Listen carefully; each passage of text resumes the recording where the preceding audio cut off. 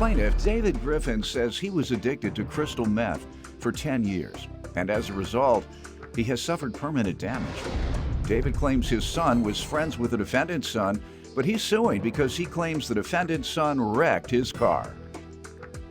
Defendant Cornelius Sims says David loaning his car to two uninsured and unlicensed teenagers in the middle of the night is nothing but a dope fiend move. Cornelius denies responsibility for the car damages, and he's countersuing for harassment. Start with you. Okay, Your Honor, the defendant and my son is friends. They've been friends for some time now. Me, myself, I've been through some things on my own. I've been on meth for 10 years. You were or you are? I were, and I have a condition from it also. What? I hiccup a lot, and it bothers me. It's been going on for some years. I had 3 operations, and I've been clean 5 years.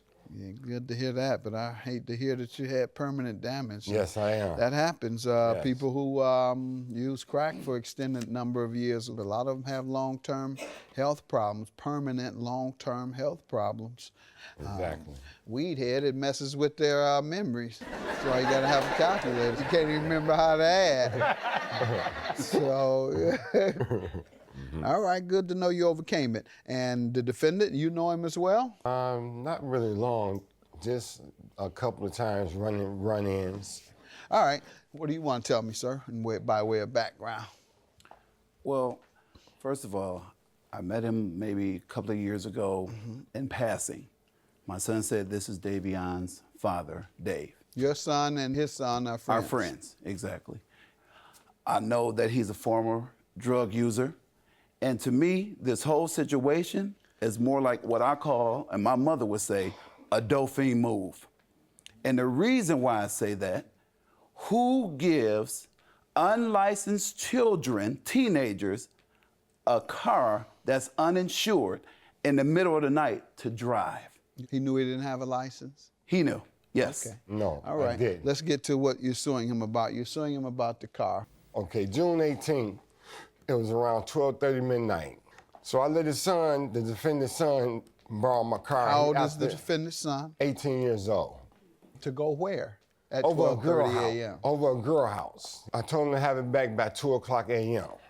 And I was outside waiting in my How far apartment. did the girl live? Do you know? Casual and warm. Oh, you are from Detroit? Yeah. All right, so essentially you let him use the car for a quickie. Yeah, yeah. All right, go ahead. Exactly. All right, go ahead. It's only an hour and a half. They wasn't going to the movies. Right. Wasn't going to Bible study. Didn't even go to the club. Go ahead. So he borrowed my car. Did you know whether he had a license or not? Defendant said I did not know. All I asked him, when everybody was in the car at the time, I said, do y'all have your IDs? That to me was saying, do y'all have y'all license? And I told him, here's the insurance and the registration to the car. And make sure y'all wear your seatbelt. Well, he totaled my car. Defendant Cornelius Sims says his son was friends with the defendant's son. And Cornelius claims after his son wrecked the plaintiff's car, the plaintiff started harassing him.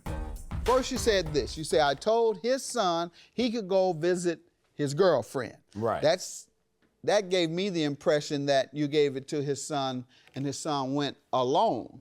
But then you said, I asked all of them if they had ID. Now what happened? Did he leave alone or all of them went in the car that night? When they left me.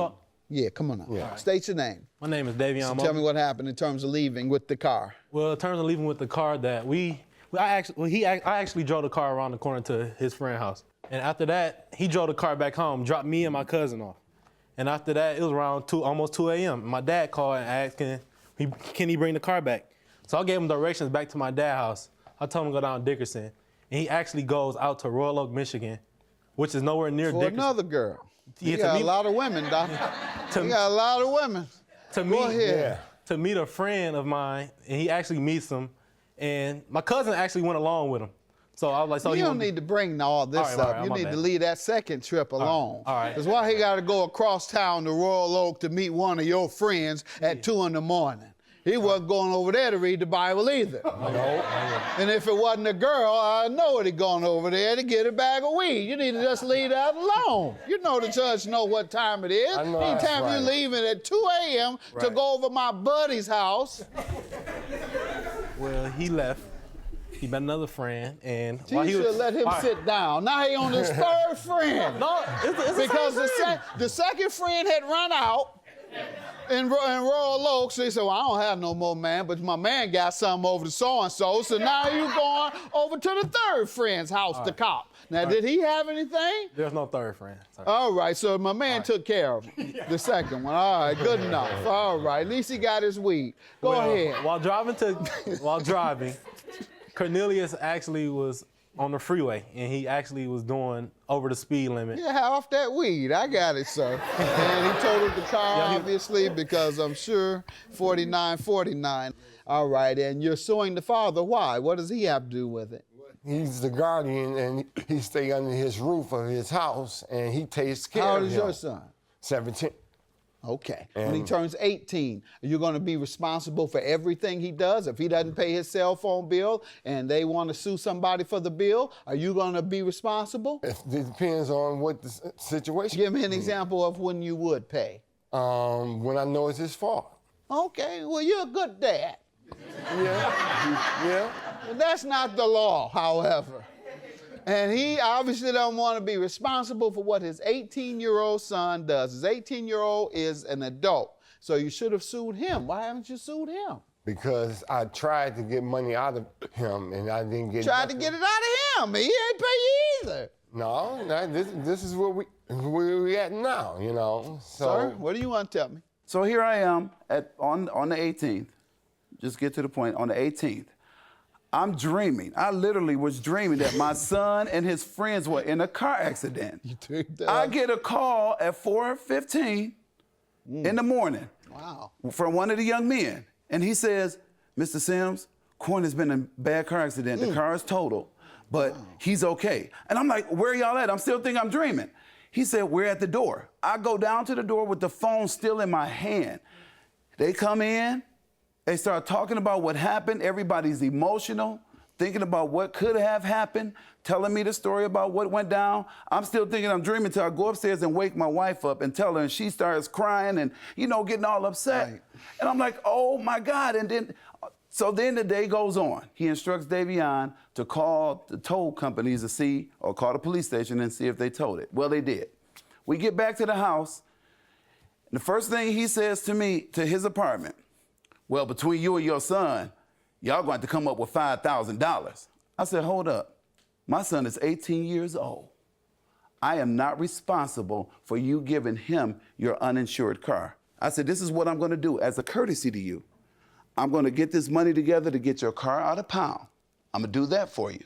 We went there, got the car out. Then on the way back, he was like, well, I'm going to need $45 for a minute phone. I said, okay. I said, and I'll get you a minute phone. Defendant Cornelius Sims says his son was friends with the defendant's son. And Cornelius claims after his son wrecked the plaintiff's car, the plaintiff started harassing him. Did you ever agree to repay him? I said, my son is going to have a summer job. And I told him, I said, as a responsibility, because you have to be responsible for some of this, your summer job money is going to go to him. Good. That's what I said. In the meantime, I'm getting all of these telephone calls from him. That's your harassment? Yes. Oh my. And the reason why I say harassment, oh my God, if you get $2,500, No. text him. It's not a harassment asking for his money unless he went overboard. Then called and left voice messages, which I do Like have. what? Let me hear it. See if it's harassment. Hi, this is David Griffin, Davion's father. I don't know what your son have as far as cash flow. I don't know what you have. But between both of you, I believe $2,500. The other $2,500 he could pay me in installment plans every month. $2,500 up front, and $2,500 he can make $200 payment plans every month. I need that $2,500 as soon as possible. I need it. Hi, this is Davion's father again. Okay. I'm not going to consider that harassment, sir. He's just asking for his money. On the other hand, sir, you have to understand, just because you're going to pay for his mess ups, that's on you. He, like most people, are not going to pay for their 18-year-old grown son's mess ups. And he has absolutely no responsibility to. Your claim is dismissed, and yours is as well. Have a good day. I love Cornelius Sims. He's like a dad to me also. And I'm very good friends with his son, and we have been close forever, about 7 years now. And the reason I sued him because I felt like he was responsible. I mean, not responsible, but the guardian of his son. He pays for his meals. Why can't he pay for my car? My son is 18 years old. I don't want to hear that, And man. it's over with. Moving right along. If you have a question about the difference between a business investment and a business loan, go to my website, askjudgemathis.com.